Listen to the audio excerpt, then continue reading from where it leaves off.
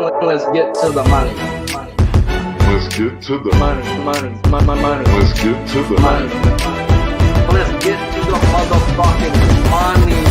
Fuck the bookies, fuck the bookies. FTV screaming fuck the bookies, fuck the bookies, fuck the bookies, fuck the bookies, fuck the bookies, fuck the bookies, fuck the bookies. FTV screaming fuck the bookies, fuck the bookies, fuck the bookies. Middle finger in the air screaming fuck the bookies. Woke up in the morning, grab my little black book. Yesterday can eat a dick, cause we lost by the hook. Can't win them all, so you never see me get shook. Today's a new day, the bookmaker's getting cooked. When I spot a dirty K, the full units getting played. Always find the value, I would never be afraid. Scary money don't win, but I'm not going all in unless I see a bet I love, then I put my balls on a bookie's chin. Let it all soak in, doubling my bread, winning money with my friends. If you got the itch and you wanna go big, follow Sharpie bets and you gon' really fucking win. This is not financial advice, it's entertainment. But if I find the right price, believe I'm parlaying it. You can see my spreadsheet, I'm winning, not just saying it. Profit in the green every week, I'm never negative. I can bet an ace or a shitty old picture. Pick the right spots cause I'm the K-pop whisperer. Shut up when I speak until you finally get the picture. I'm the best in the world, tell me you getting richer. Fuck the bookies, fuck the bookies. FTV screaming fuck the bookies, fuck the bookies, fuck the bookies, fuck the bookies, fuck the bookies, fuck the bookies, fuck the bookies. FTV screaming fuck the bookies, fuck the bookies, fuck the bookies. Middle finger in the air screaming fuck the bookies. Let's get to the motherfucking monies. And here we go. Welcome to the Balking Dead, where there is no sleep for the wicked. It is Monday, and our normal LJ Monday spot couldn't get his lunch break in today, so it's all good because we got 6 pitchers to talk about with 3K props bet, and I did sprinkle a first home run prop as well. So yeah. Let's get to it. This show is sponsored by Dubby. It is a clean energy powder with no come down to your day. And by scanning the QR code on screen, you're going to get 10% off your first order by using the best promo code on God's green earth. Pub Sports, that is. On this show, we will talk the opening line on a player's K-prop and then the best line available 30 minutes prior to the show. And then we will compare them to what PrizePicks has to offer. Of course, this show is sponsored by PrizePicks, so if you haven't, go on over there and use that promo code PubSports. Get a match deposit on your first deposit up to $100, minimum of $25. If you haven't already, do us a favor and smash that like button, as it does help the algorithms a lot. If you haven't subscribed to Pub Sports, then what are you doing? Hit that subscribe button. And if you want to listen to this show every day, make sure you have them notification bells on. First pitcher on the board, number 34 in the black book, Edward Cabrera versus the Phillies, striking people out this year at a 28% clip, while also walking people at a disgusting 14.3% of the time. Open them up on FanDuel 6+ minus 126, to where the best line available to that 5.5 is now on DraftKings at minus 130. PrizePicks also has them at a 5.5, whereas hits allowed under over on PrizePicks are at a flat 4. Projected lineup for your Phillies today is 5 lefties and 4 righties. Edward Cabrera gets his second matchup with the Phillies this year after being singled to death on April 12th in his third start of the year. He went 5 innings, giving up 7 hits, well, only 2 earned runs, but also only striking out 4. And when we look at the lineup numbers from that day, this team was hitting the ball top 2 in the league in every hitting category you want to look at, while also striking out 28% of the time. And that wasn't a bad game for Cabrera, as he started off the year with 2 terrible performances versus the Mets, and then to go 5 innings versus a team that was hitting over 300, isolated powers in the 220s. Yeah, great game, kid. So Cabrera's coming off a bad beatdown versus the Rays last time out after putting in a very solid game versus a Cardinals team in his first game back from the IL. I hate to speak the word value, as there is no value in a losing ticket. That's what I like to say about the word value. And I will not play people strictly on value alone. Now, if we look at past history, he's played this team 2 times last year. First time he went 5.2 innings, 0 earned runs while striking out 6. Well, the second time he went 5 innings, allowing 4 earned runs while striking out 4. And I'm going to tell you, those were great games. as the highest strikeout percentage of any of those Philly teams last year was 19.1%. Yeah, the highest of the two, I said. Now, not one of those teams was hitting below a 200 isolated power. And even going into this year, he still ran into a well-oiled functioning machine in the Phillies. That's not what they are now, fellas. Let's go look at their last 15-day numbers. And yeah, it says this is the best matchup by the numbers for our boy Edward Cabrera in this time meeting him. Now, yes, he doesn't have a 28K percentage next to their name, but they are still striking out 25.8% of the time. And their isolated power is bottom 7 in the league. And this is lineup numbers projected, not just their overall. So, yeah, if you can't tell, I have a full unit bet on the over 5.5 at -125 on our boy Edward Cabrera and what is going to be his best matchup versus these Phillies in a short 2-year span. Now we get to talk another seems to be a decent matchup. I mean, it's not as good as what the overall numbers are going to say, but it is the second best strikeout pitcher in the game. And this is number 4 in the black book, Tyler Glasnow at the Yankees, striking people out this year at a 34.8% clip while walking people 7.9% of the time. Morning line was 8+ -130 on DraftKings, where the best line available now is at -124 to that 7.5 on FanDuel. PrizePicks has him at a flat 8, where his hits allowed under over are at a 4.5 on PrizePicks. Tyler Glasnow gets a matchup with the Yankees, where their overall numbers say they're walking at an elite 12%. They're bottom 7 in isolated power, where they're also striking out 25.7% of the time. Well, the lineup numbers, if we go look at their lineup and just not their overall numbers, it matches them to a point. They're still walking at an elite rate. They still have that same isolated power, but their strikeout percentage does drop down from 25.7 to a 23.7. And I still got a hard on for what I'm looking at these numbers, as we know Aaron Judge just came back to the lineup a few days ago. And he's not accounted for much in this K percentage. Well, taking this man has struck out 40% of the time versus Glasnow in 15 plate appearances. Yeah, I think we could add a couple more strikeout percentages onto it. So let's go look at the projected lineup and the players who have at least 10 at-bats or more versus this man. He has a career strikeout percentage of 33% versus 5 of these guys with 67 at-bats. Now, Giancarlo Stanton, don't call me Mike Stanton, smashes this boy. And he don't strike out often. So if we take out Giancarlo Stanton out of those numbers, we still have 4 other guys in the projected lineup with a career 35.7 strikeout percentage versus this man. Yeah. So I did start this write-up in the morning. I didn't put in any bets overnight, as I only put in Morton because it was like, come on, it's the Angels and lefties. What's there really got to do to it? But I decided to go take one for the team last night, and as Zoe called it, had a little slump buster, took down a BBW, and got back, get back on game. So I did everything on a fresh mind this morning. So I went in, looked at everything, and I ended up pulling the half unit bet on a 7.5 at -130. And I will look to go full unit if I do get the lineup of having Torres, LeMahieu, and our boy Aaron Judge, with a couple other boys in there who do like to strike out, but those were the 3 main guys. Even McKinney has a 33% strikeout percentage. So give me those 3-4 guys. I'll be able to work it in there for the full unit, as I did start this show off letting y'all know I do have a sprinkle on the player to hit a first home run in this game. And I told you guys Stanton owns this man. And I mean, fuck, does he own him? Only 11 plate appearances, but the man's batting 400 with 3 yapos. I mean, damn.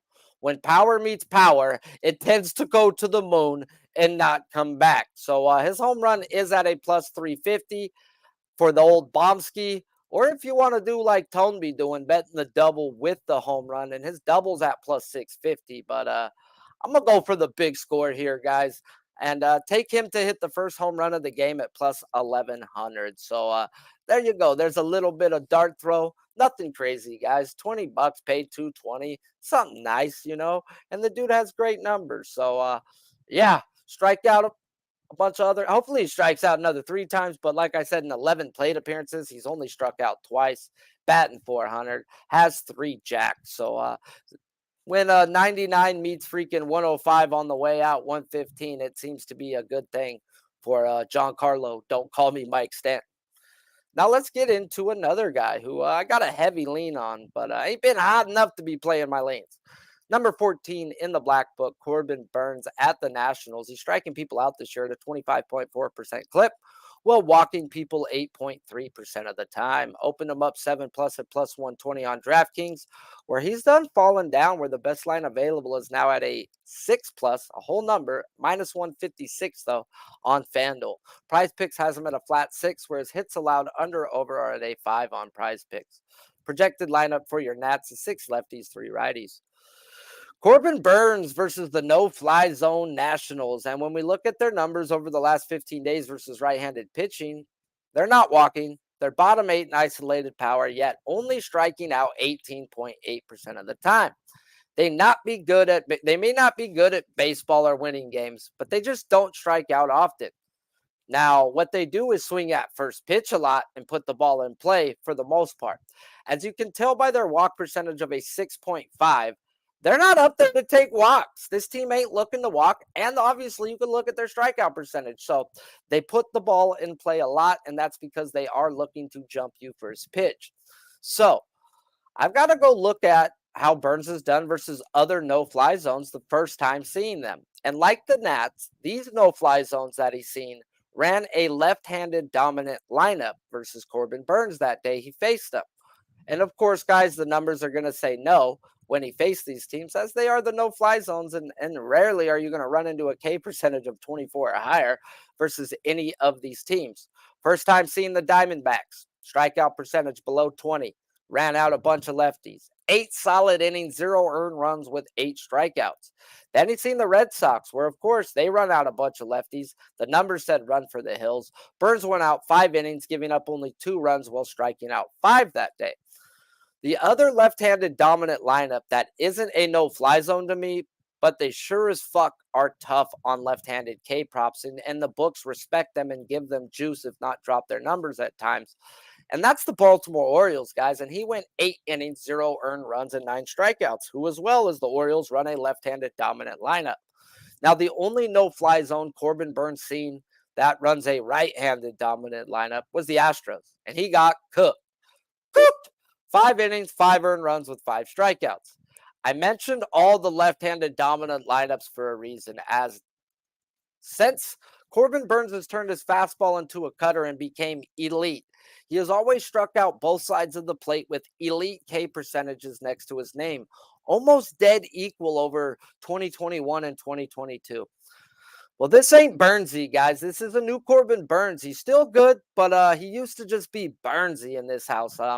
At the end of all, this year he is striking out lefties 2.4 more per 9 innings compared to the right-handed side. And his changeup is the reason. It is elite, and he strictly 100% of the time only throws it to the left-handed side of the plate. So the numbers say no. The Nats are a no-fly zone, and 3 of 4 teams who ran out of, or 2 of 3 teams who ran out a left-handed dominant lineup versus this man in no-fly zone categories, he went out there and did the damn thing. So I've got to let it go personally, because I ain't been hot to be running shit up against no-fly zones. I've got to find my spots to attack, but this is over or nothing for me, as I think it's over on his outs at that 18.5 at plus money. I wanted to take his earned runs under, but it's juice to the over of 1.5, and man, just one bad inning, you can have 2 runs. So, but he's shown more often than not, this guy goes deep versus teams that don't hit. This team's not hitting. They have a terrible isolated power. This is all adding up for me to Burnes to be out there 7 to 9 innings and dominate. So, maybe the outs is the play versus the no-fly zone. But then again, you want to run that many lefties when his best strikeout pitch is that changeup. He does have it in him to get that fucking 6 or maybe even 7, depending on what book you have. So it's just a heavy lean at the moment with no bet. Here's another one where I do have another heavy lean, and this is number 47 in the black book, Chris Bassitt at the Orioles. He's striking people out at a 22% clip this year, while walking people 7.6% of the time. Morning line was 6 plus minus 106 on FanDuel, and pretty much dropped 4 cents to a minus 102. Nothing crazy. It stayed the same. PrizePicks is at a 5.5, where his earned runs under over are at a 2.5 projected lineup, which is a good thing for Bassitt. Like we said earlier, these Orioles run out lefties, 6 lefties, 3 righties. So, like I said on a few of these write-ups, I had to take a deep breath and go get me some pussy last night, and just not do any capping other than I knew I did want something on Morton versus all the lefties and the Angels K%.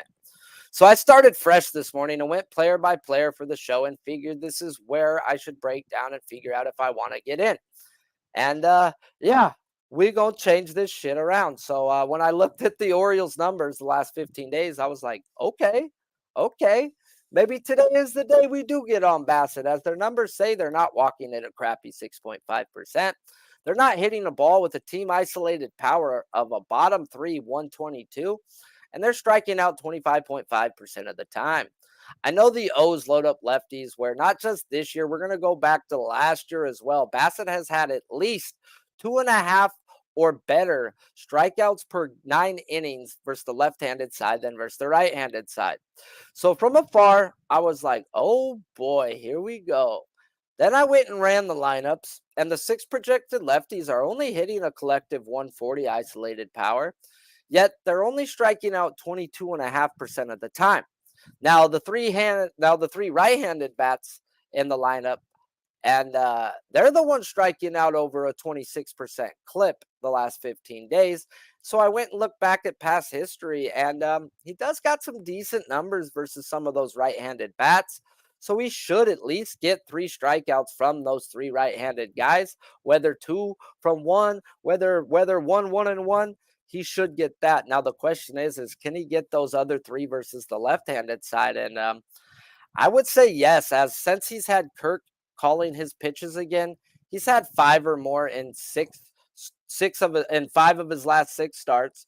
And when he's had a lefty dominant team like the Giants, he went out there and put up a 12-pack. So like Burnes, man, yeah, you just don't want to put lefties up versus these guys. You're not supposed to dominate the left-handed side, striking them out as a right-handed pitcher. You should hold down righties better. It's just the way they see the ball. So they have good pitches that play to lefties, that fade from lefties, and that's what you need. You need changeups. You need sinkers. You need certain pitches that's going to go away from a left-handed bat. So, yeah.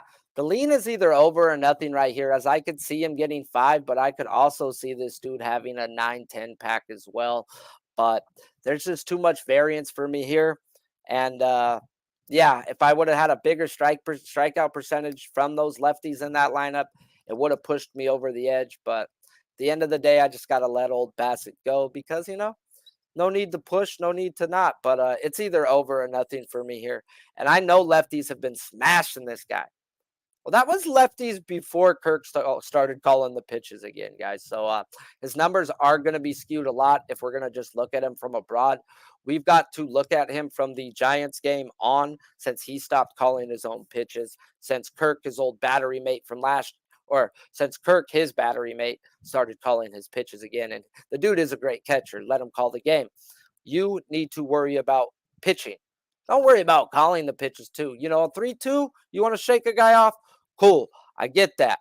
But let this dude call the game. He's setting it up, bro. Every pitch is set up for the next pitch to the next pitch. So, yeah, let's get into the guy that we did put in overnight. It's just a blind bet pretty much if you freaking see the Angels on the board nowadays. And Charlie Morton versus the Angels, number 24 in the black book. He's striking people out this year at a 24.3% clip, while walking people 10.3% of the time.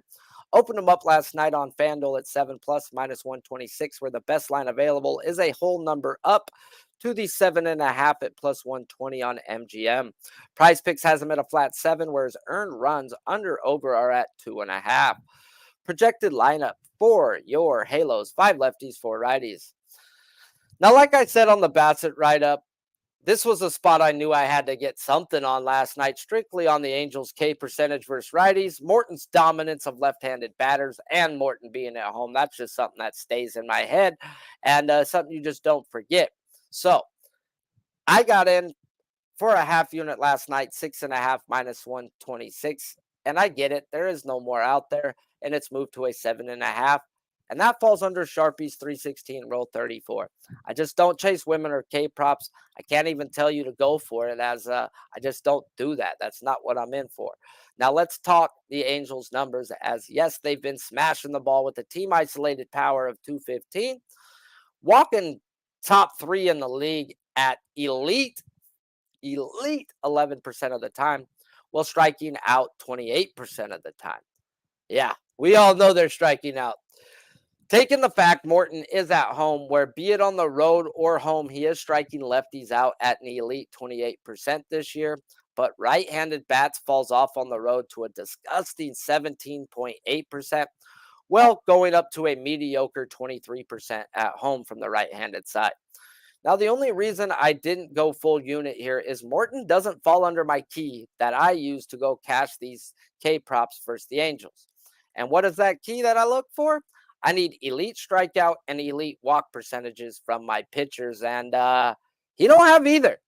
So I do have to temper my expectations on a guy walking people 2% more than league average, and a team that's freaking walking top 3 in the fucking league right now. So be it from the right-handed or left-handed side of the bump, the Angels are taking walks, and if you're not hitting your K prop on them, it's because they are taking their walks at those key times. And yeah, we just got to be careful with a guy who is walking people 10% of the time, in my opinion. So if he controls his walks, he does have it in him to go out there and get a 10-pack versus this Halos team that does whiff and will chase. So Charlie Morton, I did go half unit on him, but I'm also looking at that over 2.5 earned runs. I mean, you can still get your strikeouts while giving up runs. This Angel team has been putting up runs.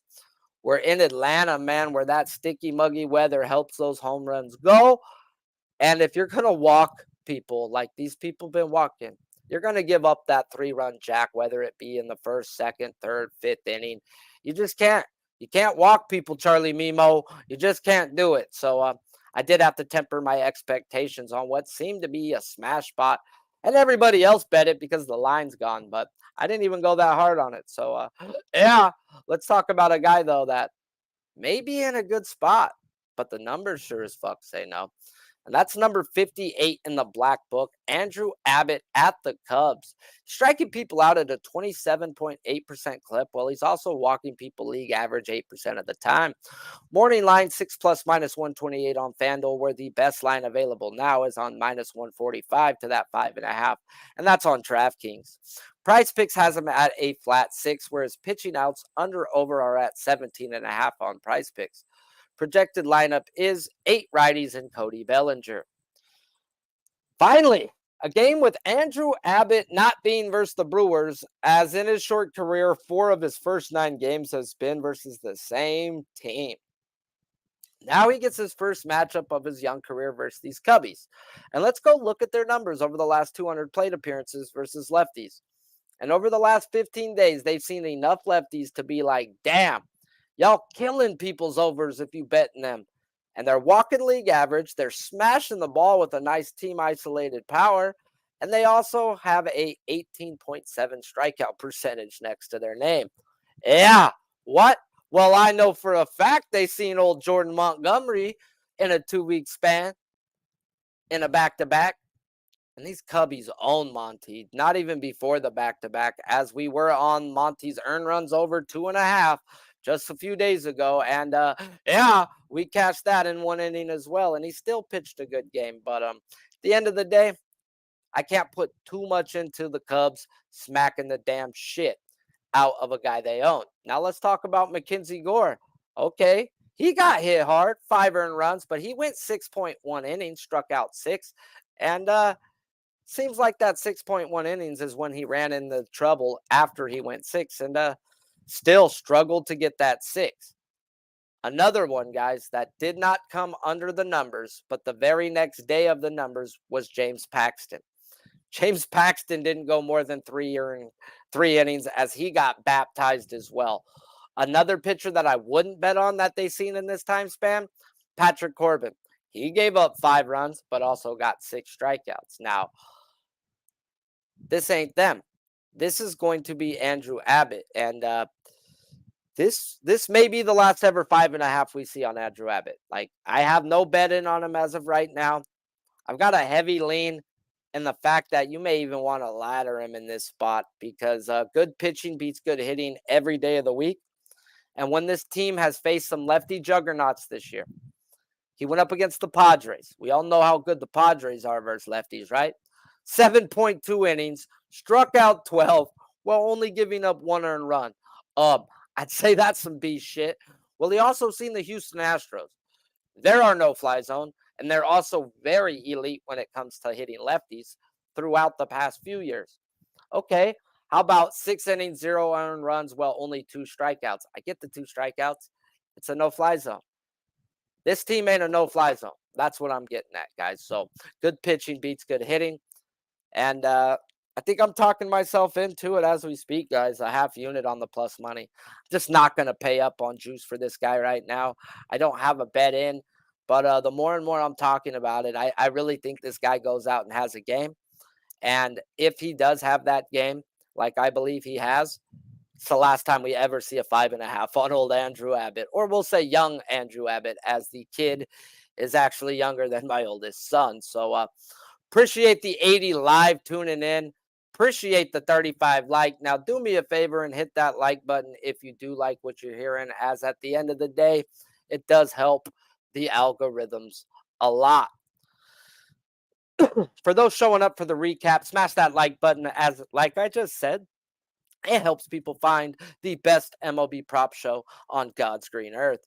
We broke down our normal 6 pitchers today and walked away with a full unit bet on Edward Cabrera over 5.5 at -125, as well as a half unit bet on Charlie Morton over 6.5 at -126. We also do have a half unit on Glasnow over 7.5 at -130, and I will be looking to bump up Glasnow to a full unit once the lineups come out. As you already know, this show is sponsored by PrizePicks. If you haven't, go on over there and use that promo code PUBSports. You're going to get a match deposit up to 100, minimum of 25 on your first deposit. Until next time, I'm Sharpie's Bets. This show is produced by Big Show Picks and on Pub Sports Radio. Some say we be pubbing. I say Stanton first home run, bitches. Keep firing, assholes!